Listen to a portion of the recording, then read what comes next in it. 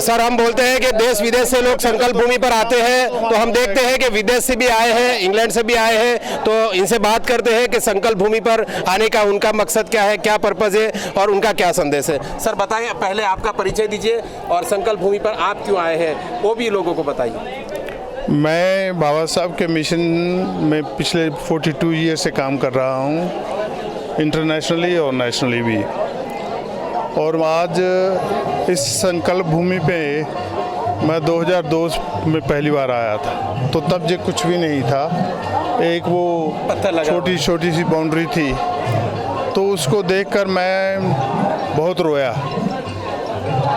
कि जिसकी वजह से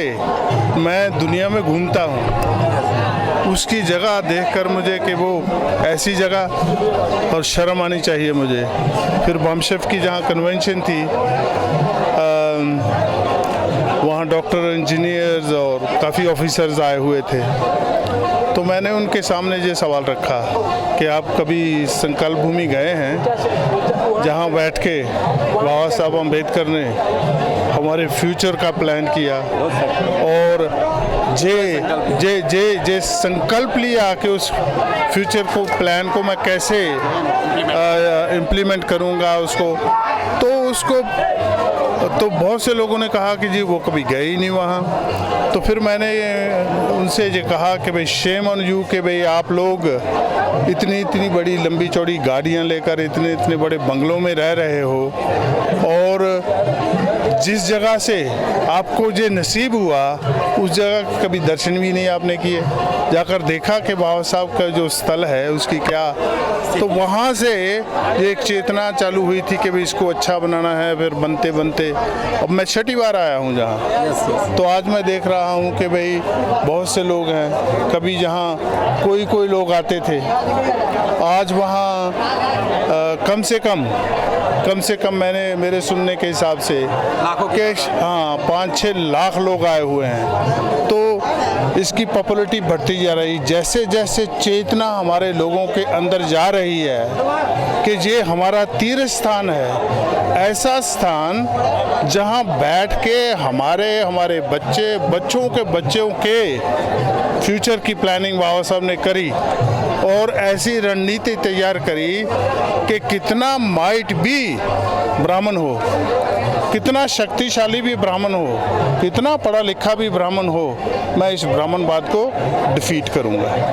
और अगर मैं डिफीट नहीं कर पाया तो लिखित में तो लोग ये कहते हैं कि बाबा साहब कहते थे कि मैं अपने आप को गोली मार लूँगा। नहीं, ऐसा नहीं है। बाबा साहब ने ये कहा था कि इस व्यवस्था को अगर मैं जड़ से उखाड़ के ख़त्म नहीं कर पाया तो मैं आने वाले जो मेरे पीछे बच्चे हैं उनको जो हदायत दे के जाएंगा कि यही एक रास्ता है, यही एक मूवमेंट है, यही एक चेतना है जिसको लेकर आपको आगे चलना है, और कोई रास्ता नहीं है। सर आपका परिचय दें और आप क्या क्या एक्टिविटी वहाँ पर करते हो बताइए। मैं लंदन में पहले गया था, मैं वहाँ स्टडी किया, इंजीनियर बना, और फिर मैं बिजनेस में आ गया। अब ऑलमोस्ट 42 इयर्स मुझे बिजनेस में हो गया, मैं बिजनेस में रिटायर हुआ। लेकिन जैसे ही बाबा साहब की सेंटनरी का साल आया 1988 में, तो वहाँ एक संस्था बनी कि भाई हम बाबा साहब अम्बेडकर के इस सेंटनरी दिवस को बहुत बड़े पैमाने पे मनाएंगे। तो मैंने उनसे ये कहा कि भाई हम जब भारत की बात करते हैं ना, तो नेहरू और गांधी की बात होती है, और मैं चाहता हूँ कि बाबा साहब की भी बात हो, और इसको करने के लिए हमें 5 साल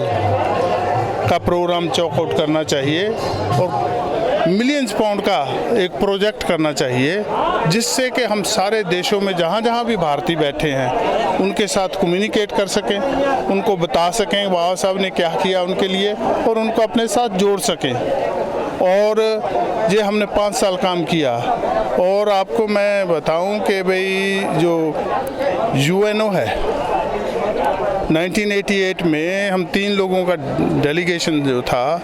वो यूएनओ में गया, बाबा साहब का लिटरेचर दिया, उनको कहा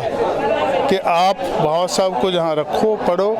और फिर हमें संदेश दो, हम अपने सुवेनियर में लिखेंगे तो वो यूएनओ जहाँ कभी हमने 1988 में एक छोटा सा बीज लगाया था, वो 1916 में जब बाबा साहब का 125वां जन्मदिन हो रहा था तो यूएनओ ने अपनी तरफ से परमिशन दी, एक ही बाबा साहब अम्बेडकर जहाँ जिसका प्रोग्राम यूएनओ के अंदर हुआ। तो ये मानवता दिन के हाँ,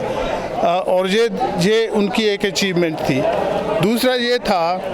कि भाई जो कोलंबिया यूनिवर्सिटी थी उसमें पहले हमने पोर्ट्रेट लगवाया, फिर वहाँ बस्ट लगवाई बाबा साहब की, और उनको भी बहुत सा लिटरेचर दिया,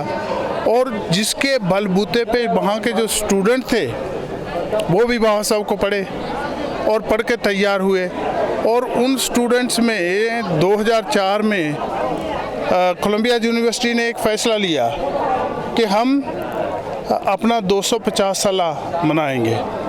और उस 250 साला में उन्होंने अपने प्रोफेसर्स को, स्टूडेंट को, सभी को इकट्ठा किया कि हम चाहते हैं कि हम एक ऐसे व्यक्ति की जो क्या कहते हैं उसके जीवन का जो ढांचा है 6 फीट अपने कार्ड पे, जो इनविटेशन कार्ड है उस पे लगाएं 250 साल का, और जिसने अपने देश में और दुनिया के बहुत से देशों में उनका इतिहास बदल दिया हो, एक नई चेतना पैदा कर दी हो। तो मुझे बड़ी खुशी होती है कि वो जब ये सारा नाप तोल किया उन लोगों ने तो बाबा साहब अम्बेडकर सबसे ऊपर आए, इसीलिए वो सिंबल ऑफ नॉलेज, इसीलिए वो आज दुनिया का पढ़ा लिखा। तो ये प्रयास रहा हमारा जिसमें हमने काम किया। आज मुझे बड़ी खुशी होती है, जिस बाबा साहब को दुनिया में कभी कोई नहीं जानता था, आज उस बाबा साहब अम्बेडकर को सारी दुनिया जानती है, जानती नहीं मानती है। जानना और मानना दोनों में बहुत अंतर है, तो मानती है। जैसे जैसे ये चेतना यहाँ भी घूम रही है, मुझे खुशी है कि ये चेतना जैसे जैसे बढ़ेगी वैसे वैसे हमारा 2002 और 2022 है, आपको क्या फ़र्क दिख रहा है? कोई ज़्यादा फ़र्क नहीं मुझे दिखाई दे रहा कि लोग ही ज़्यादा हैं, संख्या ज़्यादा हो गई है। लेकिन मैं उनसे मैंने उनसे लोगों से हमेशा ये आग्रह किया है कि ये जो आप लोगों ने बनाया है ना, ये सूटेबल नहीं है मेरे अपने हिसाब से, ना ये सूटेबल है ना ये प्रैक्टिकल है। जहाँ आपको ऐसा बनाना चाहिए, मैंने तब कहा था कि अगर लोगों के अंदर चेतना पैदा हो गई तो एक दिन 1000 2000 नहीं लाखों लोग आएंगे। आज वो मैं दिन देख रहा हूँ कि लाखों लोग आ गए, लेकिन अभी इसकी जो चेतना जो रूपरेखा है वो बदली नहीं है। मुझे उम्मीद है कि आने वाले समय में अगर ये प्रयास जारी रहा तो वो बदल जाएगी, क्योंकि लोगों के बीच में बहुत बहुत बड़े पैमाने पे चेतना आ रही है। आप लोगों ने मुझे सुना 2 मिनट के लिए, मैं आपका बहुत बहुत धन्यवाद करता हूँ। प्रयास थैंक यू। आप कुछ कहना चाहेंगे सर इस अवसर? एक मैं यही कहूँगा कि बहल साहब के बारे में बता दूं, क्योंकि बामसेब में पूरे भारत में, भले इंग्लैंड में बिजनेस करते हो, लेकिन पूरे भारत में घूम के बामसेब के जरिए बहल साहब बहुत जागृति का काम इंडिया में भी कर रहे हैं और फॉरेन में भी कर रहे हैं। तो मैं बहुत बहुत आभार मानता हूँ बहल साहब का। आज जहाँ जिस ज़मीन पे हम खड़े हैं, जहाँ बैठ के बाबा साहब अम्बेडकर ने जो प्रण लिया, वो प्रण था क्या? हम इसके बारे में, बाबा साहब ने तो कुछ लिखा नहीं है, लेकिन प्रण था क्या कि जैसे ही आप हम सबको पता है बाबा भगवान बुद्ध ने एक प्रण लिया था कि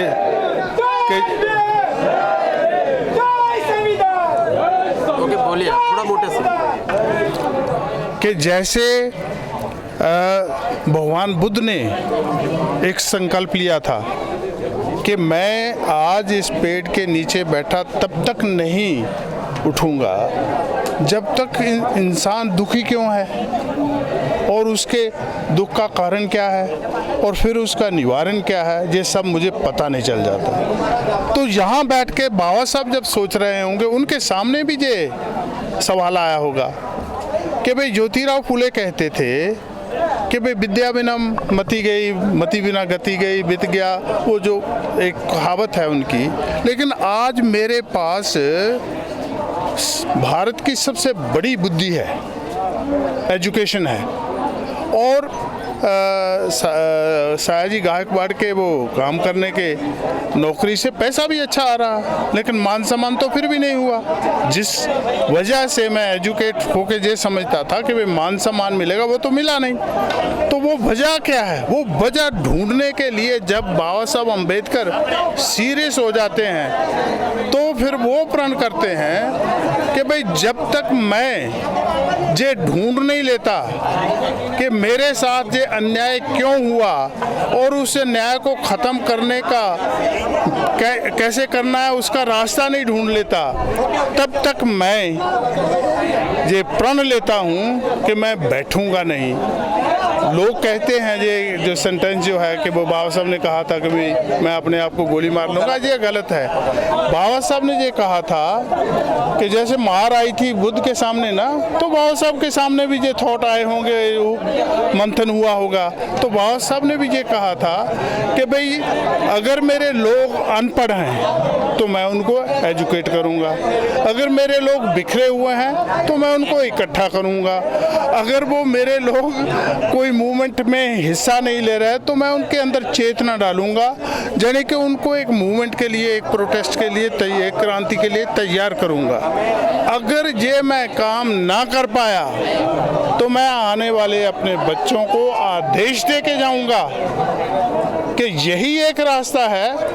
और मेरे आने वाले पीछे बच्चे और बच्चों के बच्चे सारे इसी रास्ते पे निकलना। उसको बिगाड़ के गोली मार लूंगा, इतना महापुरुष को गोली मारने की बात कर सकता है क्या? ओके, धन्यवाद सर कि आपने